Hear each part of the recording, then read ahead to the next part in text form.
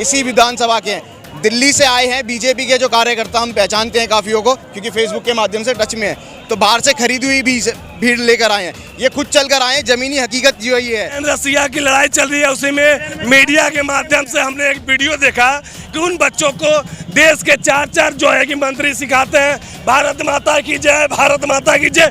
बच्चे पूरे जुनून से बोलते हैं भारत माता की जय, लेकिन उसी में उसका मंत्री अधिकारी कहता है नरेंद्र मोदी जिंदाबाद। सब बच्चे शांत हो जाते हैं कि पागल कहाँ से आ गया, हम लोग फंसे हैं मरने के लिए। ये नरेंद्र मोदी जी कहते थे मुझे माँ गंगा ने बुलाया है। माँ गंगा में लाशों का मेला लगा दिया कोरोना काल में मोदी जी ने। अस्पताल नहीं है, अस्पताल है तो डॉक्टर नहीं है, डॉक्टर है तो ऑक्सीजन नहीं है, ऑक्सीजन नहीं है तो बेड नहीं है, कुछ भी नहीं है। लेकिन इस देश में जो जरूरी चीज़ है, महंगाई और बेरोजगारी पर चुनाव हो रहा है। 2022 का चुनाव जो हो रहा है देश में, उत्तर प्रदेश में, ये चुनाव देश की तकदीर बदलने के लिए चुनाव हो रहा है। 8 विधानसभा में 5 विधानसभा ऐसी आती है जहां बुनकर बहुल क्षेत्र है, लगभग 50 से 60% आते हैं। इन पर कोई भी इनका पैकेज नहीं है। मोदी के रोड शो में बाहर से बुलाई हुई जनता है जो 300 रुपये 500 रुपये दे के बुलाते हैं। अखिलेश यादव के प्रोग्राम में कोई बाहर की जनता नहीं है, सब उनके चाहते लोग हैं। देख रहे हैं फोरम 4 में प्रभात। अभी रथ यात्रा चौराहे पर हूँ। ये बनारस का रथ यात्रा चौराहा है। ये शिव की नगरी है बनारस और यहाँ पर चुनाव है, उत्तर प्रदेश चुनाव। लास्ट चरण का मतदान है यहाँ पर 7 तारीख को। उसके पहले यहाँ पर अखिलेश यादव आ रहे हैं अपना रथ यात्रा लेकर के। उसके पहले ये देखिए कितनी बड़ी भीड़ है और पूरा जो है सड़क पट गया है भीड़ से। और यहाँ पर जो लोग हैं उनसे जानते हैं क्या कुछ उनके आने से बदल रहा है, क्योंकि मोदी का भी रोड शो चल रहा है। क्या कहेंगे, मोदी का भी रोड शो एक तरफ चल रहा है, एक तरफ आप लोगों का रोड शो चल रहा है। देखिए मोदी का जो रोड शो चल रहा है ना, हम यही कहेंगे लहर बड़ी करारी है, चीलम पर साइकिल भारी है। लहर बहुत करारी है, चिलम पे कैसे कह सकते हैं, क्योंकि पिछली बार उत्तर प्रदेश के जो बनारस है इसमें 8 विधानसभा क्षेत्र पूरा इस बार बनारस के 8 विधानसभा सीट पर समाजवादी गठबंधन जीतने जा रही है। जैसे कोविड काल में हमारे देश के युवा मरे हैं ऑक्सीजन के अभाव में, देश के नौजवान मरे हैं हॉस्पिटलों के अभाव में, उसी तरह भारतीय जनता पार्टी पूरे उत्तर प्रदेश में सीट जीतने के लिए तरह के दम तोड़ने जा रही है। ये जो है कि इस बार देखिए इनका हिंदू मुसलमान एजेंडा चला नहीं। ये हमारा देखिए मुसलमान भाई है, इनके हाथ में भोलेनाथ का देखिए त्रिशूल है। ये बनारस है और यहाँ पे भारतीय जनता पार्टी के गंदे मानसिकता के लोग जहर बोने का कार्य करते हैं। इस बार राष्ट्रीय अध्यक्ष जी और देश की जनता, प्रदेश के नौजवान सब जान चुके हैं कि हमें हिंदू मुसलमान करने की जरूरत नहीं है। हमें इस बार शिक्षा, स्वास्थ्य, हॉस्पिटल पे चुनाव लड़ रही है आज बनारस की जनता, पूरे उत्तर प्रदेश की जनता। बनारस के युवा रोजगार मांगने के लिए लाठियां खाते हैं। उत्तर प्रदेश के दलित महिलाएं का बलात्कार होता है लड़कियों का, उनकी लाशें रातों में पेट्रोल से फूकी जाती हैं। जब तक हम समाजवादी साथी रोडों पर उतरने का कार्य नहीं करते हैं, लाठियां नहीं खाते हैं, तब तक गरीबों का मुकदमा तक नहीं लिखा जाता है। यही वही मुसलमान है, ये वही मुसलमान है जो शुरू में देश में कोविड आया था, इन सबको जिहादी कहा गया था, इन सबको जिहादी कहा गया था कि ये सब घर में थूकते हैं, कोविड फैलाते हैं। वही गृह मंत्री अमित शाह जो है कि घर में पर्चे में थूक लगाकर जो है कि प्रचार करता है। उसे यह गोदी मीडिया अमित शाह को जिहादी नहीं बोलती है, यह जिहादी हुआ सबसे बड़ा।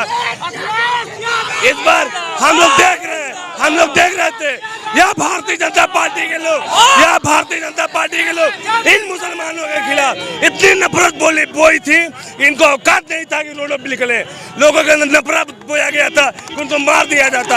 आज देखिए ये त्रिशूल है, ये मुसलमानों के हाथ का त्रिशूल है, ये मोदी का घमंड, इनको सफाया करने के लिए आज ये हमारे मुस्लिम बंधु ने उठाया है। लेकिन जो भीड़ यहाँ पे दिख रही है अखिलेश यादव की रैली में, ये भीड़ क्या वोट करेगा, क्योंकि पिछले मोदी की रैली में भीड़ हो रही है। हम लोग पूंजीपति नहीं है, हम लोग समाजवादी विचारधारा वाले। यह सब नौजवान अपने पैसे से आए हैं, यह लोकल जनता है, यह गुजरात की भीड़ नहीं है, यह बुलाई गई बस से भीड़ नहीं है। यह मोदी जो है ना, अभी स्कूलों की छुट्टियां कराकर, स्कूलों का बस लगाकर जो भीड़ बुलवाते हैं उस सभा में ना, ये वो भीड़ नहीं है। आप देखिएगा अगर रात के 2 बज जाएंगे, यह नौजवान साथी रोडों पर हटने वालों में से नहीं है, यह पैसे की भीड़ नहीं है। क्या लगता है अखिलेश यादव को इसीलिए रैली करनी पड़ी क्योंकि मोदी जी रैली कर रहे हैं? ओदी मोदी बने कुछ नहीं। अखिलेश यादव जी से सब इतने डरे हुए हैं, परमिशन नहीं दिए, मात्र 2 किलोमीटर का परमिशन दिए हैं। अखिलेश यादव अकेले सब पे भारी है। इस बार जो है कि बाबा जी का न चिलम चलने वाला है न उनका जेसीबी चलने वाला है। यूक्रेन रसिया की लड़ाई भी चल रही है, ये कहा जा रहा मोदी जी यहाँ पे रोड शो कर रहे हैं। यूक्रेन रसिया की लड़ाई चल रही है, उसी में मीडिया के माध्यम से हमने एक वीडियो देखा कि उन बच्चों को देश के 4 जो है कि मंत्री सिखाते हैं भारत माता की जय, भारत माता की जय। बच्चे पूरे जुनून से बोलते हैं भारत माता की जय, लेकिन उसी में उसका मंत्री अधिकारी कहता है नरेंद्र मोदी जिंदाबाद। सब बच्चे शांत हो जाते हैं कि पागल कहाँ से आ गया, हम लोग फंसे हैं मरने के लिए, ये नरेंद्र मोदी जिंदाबाद। ये बताइए कितना घटिया मानसिकता के लोग हैं ये लोग, कितना घटिया मानसिकता के लोग हैं। हमारा प्रदेश के नौजवान जाग चुका है, हमारे प्रदेश की माता बहनें जाग चुकी है, क्या क्या नहीं झेले हैं हम नौजवान, खून के आंसू रोए हैं 5 साल। इस बार जो है कि प्रदेश उत्तर प्रदेश के नौजवान साथी घंटा बजाने वाले बाबा को हटाकर पढ़ा लिखा इंजीनियर मुख्यमंत्री बनाने जा रहा है। इस बार उत्तर प्रदेश इंजीनियर मुख्यमंत्री बनने जा रहा है। कॉरिडोर का मुद्दा और राशन का मुद्दा काम नहीं है। देखिए कॉरिडोर ना, जो विश्वनाथ कॉरिडोर का नाम लेते हैं, आप जानकारी लीजिएगा, आप गूगल पे चेक करिएगा, आप इतिहास पढ़िएगा। वह कॉरिडोर भी माननीय अखिलेश यादव जी, कमिश्नर नितिन गोकर ने उसका खाका तैयार किया था। देखिए कॉरिडोर का नाम लिया ना, इस बार ब्राह्मणों की है, ब्राह्मणों का आ ले बिता नरेंद्र मोदी को, ले बिता भारतीय जनता पार्टी को। हजारों ब्राह्मण बेघर हो गए, हजारों ब्राह्मण रोड पर आ गए। कॉरिडोर के नाम पे हजारों शिवलिंगे जो है कि मलबा में फेंका गया, हजारों मूर्ति जो है कि तोड़ के गंगा में बहाई गई। इस बार भगवान का, ब्राह्मणों का, प्रदेश की गरीबों का आ ले बितेगी भारतीय जनता पार्टी को। आप क्या कहेंगे, ये जो माहौल देख रहे हैं, ये माहौल मोदी के रोड शो में भी होता है? मोदी के रोड शो में बाहर से बुलाई हुई जनता है जो 300 रुपये 500 रुपये दे के बुलाते हैं। अखिलेश यादव के प्रोग्राम में कोई बाहर की जनता नहीं है, सब उनके चाहते लोग हैं। और जो इन्होंने किया है जुमलेबाजी, वो जुमलेबाजी अब की खत्म हो जाएगी इनकी।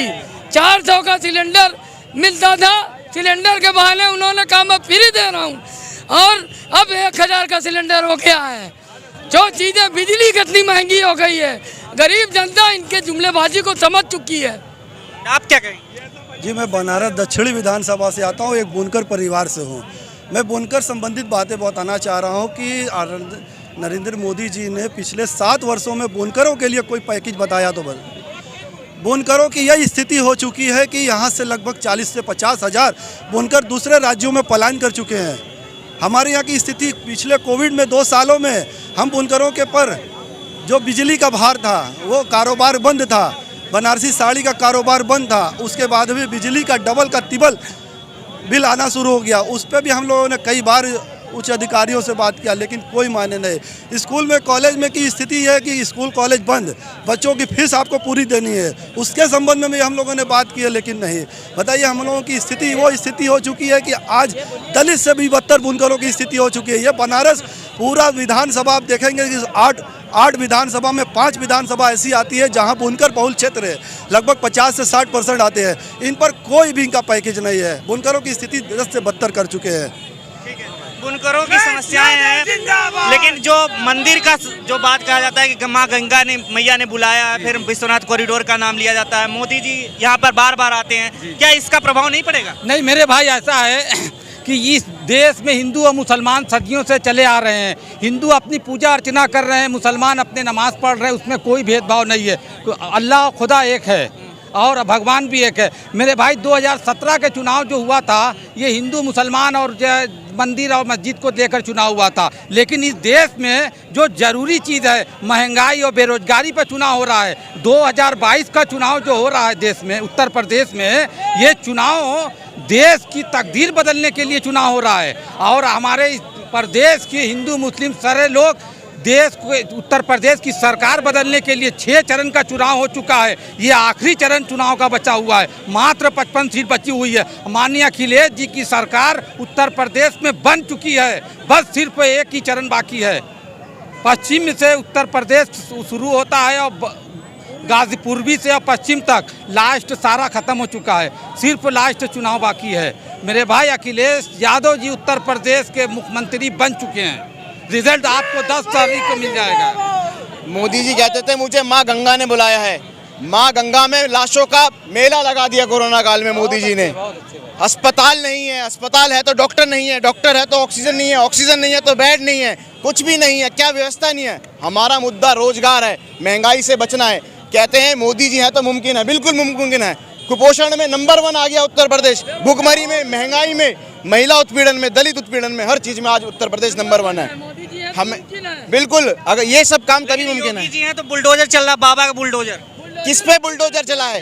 आप आंकड़े उठा के देख लीजिए, किस पे बुलडोजर चढ़ा है। सिलेक्टिव अप्रोच अपनाई गई है कि ये छाटा गया है कि पहले इसको ढूंढा जाए कि ये कौन सी पार्टी का कार्यकर्ता है, ये बीजेपी को वोट नहीं देता तो इसके घर पे बुलडोजर चलना चाहिए। बीजेपी के किस गुंडे के घर पे बुलडोजर चढ़ा है? आप बताइए, आप बताइए। एक बीजेपी के एक माफिया आप बता दीजिए जिसके घर पे बुलडोजर चलाओ। नहीं, ये कह रहे हैं लेकिन फिर भी कि गुंडागर्दी खत्म हो गई उत्तर प्रदेश से। कहीं गुंडागर्दी खत्म नहीं है, ऑर्गेनाइज्ड हो गई है। भ्रष्टाचार ऑर्गेनाइज्ड तरीके से महंगा हो गया है, डबल हो चुका है आज की स्थिति में। एनसीआरबी के डाटा सेंट्रल गवर्नमेंट रिलीज करती है, आप एनसीआरबी के डाटा उठा के देख लीजिए। जिस चीज़ में आप देखना चाहते हैं उत्तर प्रदेश नंबर 1 है। ये दुर्भाग्य की बात है। अच्छा, आज जो रोड शो हो रहा है मोदी जी का, कह रहे हैं बहुत ज्यादा भीड़ हो रही है। बनारस में उसी तरीके का माहौल बन गया। खरीदी हुई भीड़ और खुद चल के आए हुए युवाओं को आप देख सकते हैं। ये सारे युवा आज बेरोजगार हैं, इसी विधानसभा के हैं। दिल्ली से आए हैं बीजेपी के जो कार्यकर्ता, हम पहचानते हैं काफियों को क्योंकि फेसबुक के माध्यम से टच में है। तो बाहर से खरीदी हुई भीड़ लेकर आए हैं, ये खुद चल कर आए हैं। जमीनी हकीकत जो ये है, वीआईपी ट्रीटमेंट नहीं है, जमीनी है कार्यकर्ता है जो समाजवादी के लिए आया, अखिलेश यादव जी के लिए आया है। तो यहाँ पर जो माहौल है अखिलेश यादव के आने के पहले, वो आप देख सकते हैं कितनी ज़्यादा तादाद में यहाँ पर भीड़ है। और ये भीड़ जो है पिछली बार जिस तरीके से 8 विधानसभा क्षेत्रों में बनारस के बीजेपी ने परचम लहराया था, इस बार क्या होगा ये आप देख सकते हैं। ये उत्साह, ये जो कार्यकर्ता हैं, कुछ आम लोग जो आ रहे हैं, ये जो भीड़ है, ये भीड़ लगातार आ रही है। अभी अखिलेश यादव नहीं आए हुए हैं। तो आप लोग कहाँ से आ रहे हैं? कहाँ से आए आप लोग? लोहता से, बनारस से। बनारस से हैं? हाँ। क्या माहौल लग रहा है यहाँ पे? माहौल 10 मार्च का रिजल्ट आने वाला है। तो रिजल्ट किसके पक्ष में आने वाला है? अखिलेश भैया। तो देखिए यहाँ पर लगातार लोग आ रहे हैं और अखिलेश के लिए यहाँ पर रैली में शामिल हो रहे हैं। अभी अखिलेश की रैली के अभी 2 घंटे बचे हैं। 8 बजे का टाइम था ना? हाँ, 8 बजे टाइम था। 8 बजे का टाइम था, उससे पहले ही यहाँ पर बहुत बड़ी भीड़ है। और ये भीड़ क्या बता रही है आप देख सकते हैं। फिलहाल मोदी का रोड शो एक तरफ चल रहा है और एक तरफ जो है अखिलेश यादव का रोड शो। तो फिर इस तरीके से रोड शो हो रहा है। 7 मार्च को मतदान है, उसके बाद 10 तारीख को रिजल्ट आएगा, उसके बाद ही पता लगेगा क्या कुछ रिजल्ट रहा। फिलहाल हम आपको दिखा रहे हैं ग्राउंड रिपोर्ट बनारस से। देखते रहिए, हमारे साथ बने रहिए। नमस्कार।